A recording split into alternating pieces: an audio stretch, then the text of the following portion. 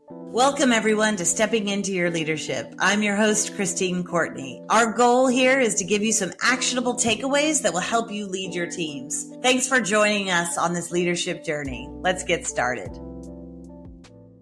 Hello, everybody. Welcome to Stepping Into Your Leadership. I'm very excited today. We are live again, all together in the same room. So forgive us if you hear any sort of sound glitches, because we are hoping not to have any, but we might, but we're kind of aiming on the side of having us all together. It could be more fun. So I have with us today Tom Armstrong. Hello. And Greg Shamie. Hello. And we are going to do, by popular demand, some manager conundrums for you guys to say how you might handle them if you were in this situation as the manager. I'll give Tom a chance to go first after he hears the scenario. And mind you, neither of these guys have heard this scenario yet. This is brand new to them. So they have no time to prepare. They're just going to be put on the spot in the moment, but both of them like the energy of that. So we'll see how it goes. So there's no scenario we haven't heard between Greg and I. Oh, there's a curse. Exactly.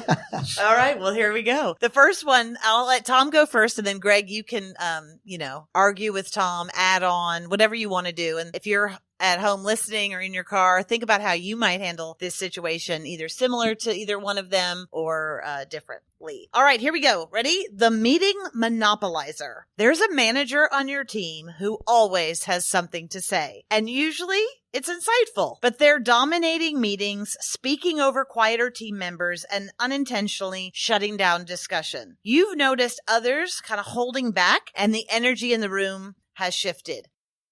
What do you do? There's a couple things that this is funny because I'm kind of that guy sometimes.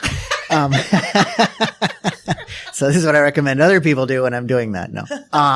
One thing that I will do, because this is pretty common. The problem is not just that, but how do you solve the problem generally of the people who like to speak out having the only opinions that are heard? Yeah. When sometimes the quieter people might have the better idea, or if the first person says the word umbrella, that will then impact all the future conversation after that. And so you're tending to have everything biased towards the loudest person in the room generally anyway. So a couple of things you could do to fight that. One is I will talk to the person. Someone did have this conversation with me. It might even have been you, Christine, which is, hey, you have great ideas. Appreciate all of your input. I'm going to ask you just to step back a little bit, what is that? It's called stepping in, stepping back. Mm-hmm. Like take time also to allow other people to share their opinions and everything, because some people might take more time because they're thinking. So just maybe take a breath and then allow others however you want to communicate this to the person. I think it can be a candid conversation because it's not an insult. You're just saying everybody's different. Allow for the people that are quieter. So just having a direct conversation. Another is, you can have people write down their thoughts before speaking them out. Everybody in the room just write down 3 ideas that might support, or if it's a brainstorm, and then they read them going around in a circle. That way you hear everybody's perspective before you start doing kind of a more general brainstorm. It's another way to get the quieter people in the room their voices heard, because it might not be always the problem that there's a person that's always speaking aloud, but also it's a problem that other people don't speak out as well. So How do you solve both problems, I guess? Great. Okay, some really good tips there from Tom. Greg, you have some thoughts? Definitely, lots of thoughts brewing. I obviously love Tom's perspective on most things, so I'm definitely in his leadership. And okay, so here's the thing I'm thinking about here is dynamics, right? As the leader of the meeting, as the leader of the team, I'm always thinking about individual dynamics. I'm always thinking about group dynamics. Those are two key aspects that my antennas are up around and always sensing. And so I love the step forward, step back rule. That's something that I would want to instill in, our team agreements and how we want to be together, is that if you're a step forward person, I want you to consciously, intentionally step back and see what happens. And if you're a step forward person, I want you to step back and just see what happens. Because again, we're trying to push outside of our comfort zones, and to push outside of our comfort zones, we got to go against the patterns, right? And so I'm working on that bigger leadership piece with my individual and group dynamics. That's number one. Number two, I'm going to call out in front of the group, not the individual who is over talking, because I don't want to expose that person. I will talk to them one-on-one in our one-on-ones. I'll bring it up. I'm saying, what's happening in the meetings? How is it for you? Let's talk about it. I notice a lot of stepping forward. How are you doing with stepping back on that one-on-one? But in the group, I will absolutely say, okay, it's important for us to get multi-perspectives on everything we're bringing up in our meetings. So everybody's voice is really important. And so I will, transparently continue to bring that up and frame it for everybody so that they step out of their comfort zones. That's huge for me in leading this effectively. And I'm going to embrace the person who's stepping forward too. Great, Tom. I love what you're saying. Christine, are you having any thoughts on what Tom said? Right? If Christine's stepping back and quiet or whatever, I'm going to call you out and help you to share your thoughts. So those are some things that are popping in my head. Cool. Yeah, I think that's a great one, Greg, in terms of how you facilitate the meeting in that moment, as well as with Tom's ideas. Another one, I was just going to add on to Tom's idea of ways you can facilitate it. A lot of times if you notice in the meeting, oh God, this is going wrong because this person is just changing the whole vibe of the meeting and more people are getting shut down. I would do a lot more, even if it's not write something down first and then share it, but share with the person next to you your answer. And then when I ask questions, what did someone have something good that someone else shared? So then you're immediately, that person who's the over talker is going to be at least talking about someone else's idea, right? Not just their own. So maybe they can cheerlead for somebody else. I think too, it's a real coaching moment. I've had many people, including myself, have this issue because a lot of times these folks who overtalk and have insightful comments, they tend to be really good leaders in their future if they learn how to modulate, as you're saying. And I think that's an incredible leadership skill that you have to coach somebody on because they can either use this power for good or for evil. I use talking as a way of thinking, and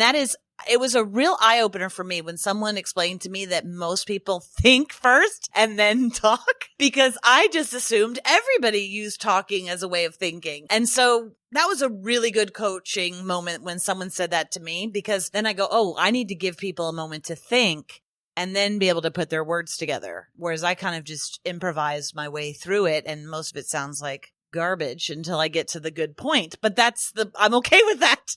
Hence this podcast. No, hopefully not. That's why you guys go first. Anyway, I think it's a great moment to say to somebody, you have incredible leadership potential. But let me point out one thing that's really important to learn in your career is how others are responding in the moment. And if you're stepping forward, to Greg's point, too much, how that affects other people. And I want you to just watch that, because our pathway to leadership is really about serving others, and you can relax on them, that you have to be the one to always give those ideas. So, something else too, I think whoever's leading the meeting sometimes will feel a little bit like it's rude to interrupt someone who's talking a lot. Maybe their story's going on too long or whatever, but you don't want to and it's a balance. Like, when do I cut this person off? But it is your job. Like, if you're leading the meeting, you're steering the ship, and it's totally okay to say, I'm going to stop you there. We're going to continue with that thought later, and then you just steer the direction of the meeting. Everybody else is going to be, and that person too will thank you for it. Yes, it is my job to do that, Tom, and I can do it in a pretty cool, seamless, positive way. Great, Tom. I love that idea. Hold there. Christine, what do you think of that? Right? Exactly. Boom. I'm now taking it off you positively, stopping you and getting other people's voices into the space. Yeah. Right? That is something I'm continuously working on as a leader.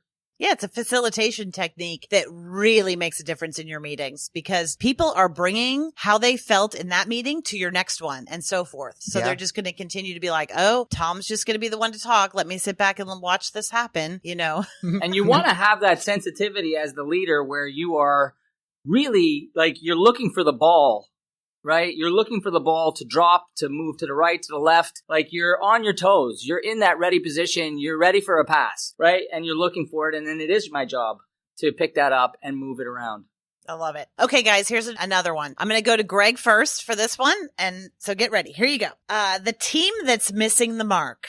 That's what this is titled. Okay. Your team has missed its key performance indicators for the last 2 quarters. The metrics are clear. The goals are aligned, and no one on the team seems surprised, but there's no real urgency either. Everyone says they're trying, but execution is inconsistent and energy feels low. No one is blatantly underperforming, but as a group, they're falling short. So as a manager, how do you handle this? Whoa, this is a big one. I got the softball. Yeah. What happened? I got the first question was a lot Oh, easier. yeah, that was a nice warm up.